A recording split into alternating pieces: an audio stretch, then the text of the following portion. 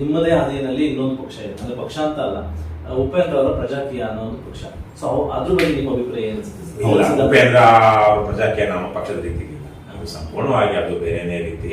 ಅವರು ಯಾವುದೇ ಸಾಮಾಜಿಕ ರಾಜಕೀಯ ಹೋರಾಟಗಳಲ್ಲಿ ತೊಡಗಿಸ್ಕೊಂಡಿಲ್ಲ. ಒಂದು ಪಕ್ಷ ಅಂತ ಮಾಡಿದ್ರೆ ಪಕ್ಷ ಅಂತ ಮಾಡಿ ಒಂದು ಸ್ಟ್ಯಾಂಡರ್ಡ್ ಆಪರೇಟಿಂಗ್ ಪ್ರೊಸೀಜರ್ ಅಂದ್ಕೊಂಡು ಎಲ್ಲ ನಡ್ಕೊಂಡು ಇದು ಹೀಗೆ ನಡೀಬೇಕು ಅಂತ ನೋಡಿ. ಸಮಾಜ ಅಂದ್ರೆ ಕೇವಲ ಆಡಳಿತ ಅಲ್ಲ, ಅದಕ್ಕೊಂದು ಎಮೋಷನ್ಸ್ ಲೀಡರ್ ಬೇಕೇ ಬೇಕು ಅಲ್ಲ, ಅದೆಲ್ಲ ನಾನು ಹೇಳ್ತೀನಿ, ಎಮೋಷನ್ಸ್ ಇರುತ್ತೆ.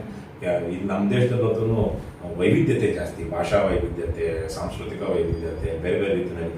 ಒಂದು ತಾಲೂಕು ಯೋಚನೆ ಮಾಡಿದಾಗ ಇನ್ನೊಂದು ತಾಲೂಕು ಯೋಚನೆ ಮಾಡಲ್ಲ, ಒಂದು ಜಾತಿಯವರು ಯೋಚನೆ ಮಾಡಿದಾಗ ಇನ್ನೊಂದು ಜಾತಿಯವರು ಯೋಚನೆ ಮಾಡೋದಿಲ್ಲ. ಹಾಗಾಗಿ ನಾವು ಆಡಳಿತದಲ್ಲಿ ಇವೆಲ್ಲ ಏನದು ಅವ್ರೇನಂತ ಬ್ಲಾಕ್ ಚೈನ್ ಅವು ಇವು ತಂದು ಇವೆಲ್ಲ ಸುಧಾರಣೆ ಮಾಡ್ಬಿಡ್ತೀವಿ. ಇರೋದಿಲ್ಲ, ಅದಕ್ಕೆ ಕೆಲಸಗಾರರು ಒಂದು ಕಾನ್ಸೆಪ್ಟ್ ಅವೆಲ್ಲ ಆಗಲ್ಲ, ಆ ತರದ್ದೆಲ್ಲ ರಾಜಕಾರಣ ನಡೆಯಲ್ಲ.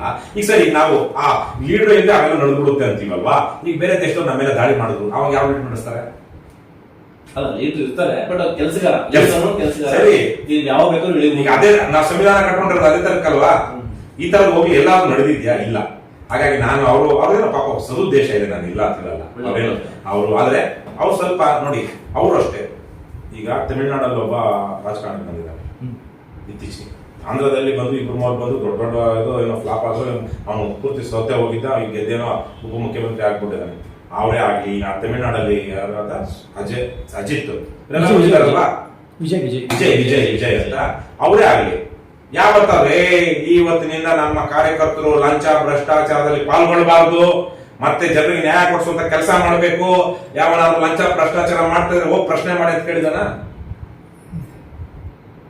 ಇಲ್ಲ. ಉಪೇಂದ್ರ ಅವರು ಅಷ್ಟೇ, ನೀವ್ ಯಾರು ಲಂಚ ಕೊಡ್ಬೇಡಿ, ಲಂಚ ಕೊಡ್ತಾ ಇದ್ರೆ ನಾನು ಬಂದು ಹೇಳಿ ಅಂತ ಏನಾದ್ರು ಯಾವ ತರ ಹೇಳಿದಾರ?